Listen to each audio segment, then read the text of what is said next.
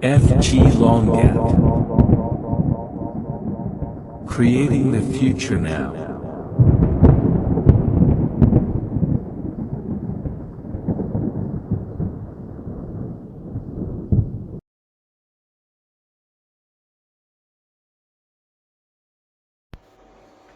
Hello everyone and welcome back to your YouTube channel and welcome to this very exciting and practical video of today. As you can see in front of you, we have a couple of ID, those amazing blue boxes coming from Schweitzer Engineering Laboratories. Some of my favorite protection relays that we have here at the lab.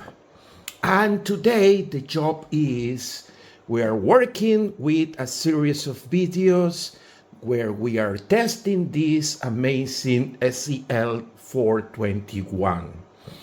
The SEL 421 is coming from Schweitzer Engineering Laboratories. As you can see over here at the front, this is protection, automation, and control system. Basically, this amazing blue box is essentially a very good high speed distance and directional protection that is able to work with two circuit breakers. For that reason, this amazing blue box is typically used for transmission system. Is basically a device designed for protection any transmission line using a combination up to 5 zones for phase and ground distance, but also this amazing device you have inside directional overcurrent elements. So basically this is a very complete protection device used for transmission line protection. Inside there are many other features. However, for this video, it's not relevant to explain to you all the possible protection functionalities, control, and automation. What we are planning to do today is just present, as you can see, this is the front view of this amazing relay. This amazing relay here on the right hand side, you can see that there are several programmable operator push buttons. Those push buttons, they are industrial grade, and also you can configure the labels that allow you the customization of this device. Also, there are several LEDs indicating custom alarms and provide a fast and simple information in order that the field engineer is able to very simple diagnostic, but also very fast restoration. As you can see over here, there is a section with several LEDs. Some of those LEDs are dedicated for telling the user, for instance, if the fault was detected by the instantaneous functionality or time delay, but also is telling you phase A, B, C, or ground. In terms of overcurrents, you can see 50 and 51 over here.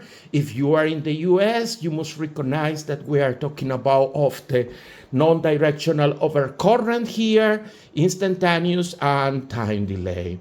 Also, there are some LEDs. You can see over here 4 of them dedicated for zone 1, zone 2, zone 3, zone 4.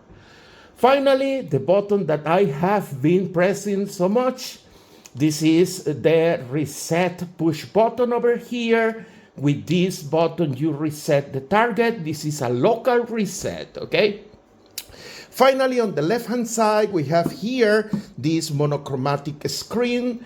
And you can see over there, there is a rotating display showing you some information. This is fully programmable, so you can customize the type and the quality of the information that you are presenting over there.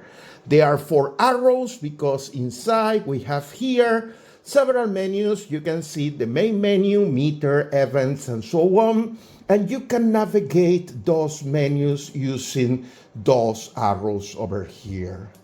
I do apologize. This is a very old SEL 421. As you can see, there are some problems with the screen. However, that is not affecting the protection, automation, and control functionalities of this device. So we are still using for the students this amazing relay, okay? Finally, and more important for this video today, we have here a communication port. This is the classic port F, and we usually use that port as a primary communication port when we arrive to the substation. As you can see, this is a very specific port. We know that port as with the name AEA232. If you are aware about communication protocol, this is a serial communication port that we use to communicate the device with, for instance, a personal computer. And in that personal computer, we can use the software from Schweitzer in order to establish the communication, adjust setting, and do many other things with the ID. In particular today, the idea is that I will connect here the port, the communication port, and later I will use the Schweitzer Engineering Laboratories, the accelerator quickset, in order to show you some of the features and some of the settings coming from this amazing SEL 421.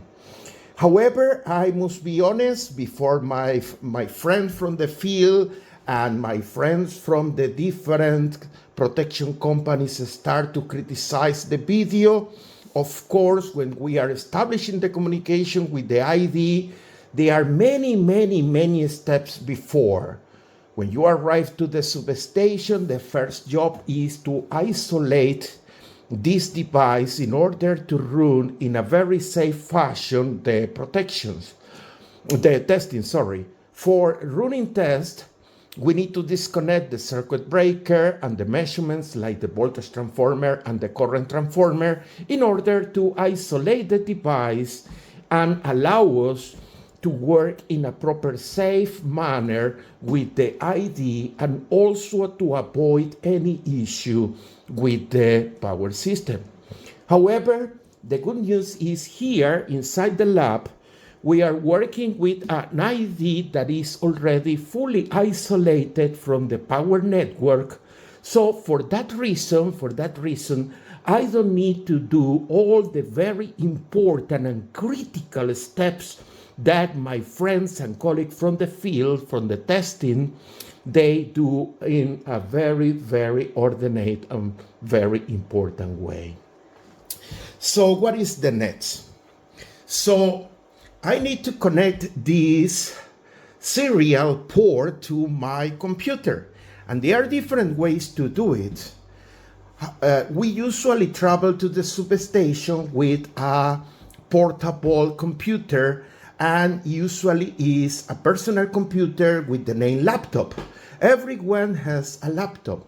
However, if you have a modern laptop, one of the things that you must notice is that the modern laptops, they don't usually come with a serial communication port.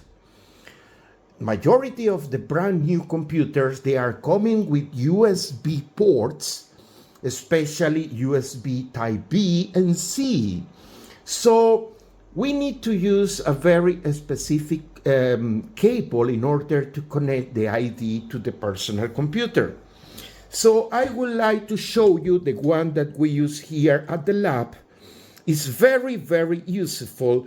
As you can see, this cable has two terminals, but is also making the, I will say, the translation. Because one of the side, you can see over here, this side is the classical 232 connector that is used for serial communication. And on the other side, you can see that now we have a USB. So the reality is that this device is very useful when you are in the field. You connect over here, your serial communication. Of course, you use those screws over here in order to establish a proper physical connection between the connector and the terminal. And then you have on the other side, you have here a USB cable that you will connect to your personal computer in order to establish the communication. Of course, you need to be aware that in order to establish the communication, you must be able to find the proper information and the proper configuration of the communication port, in this case, the port F. So in the next video, we will discuss the next step for preparing this amazing SEL 421 and making this device ready for testing. So we are reaching the very end of this video. I really like to hear your comments, especially my friends and colleagues in the field, the people that they are running every single day. They are running those amazing protection tests.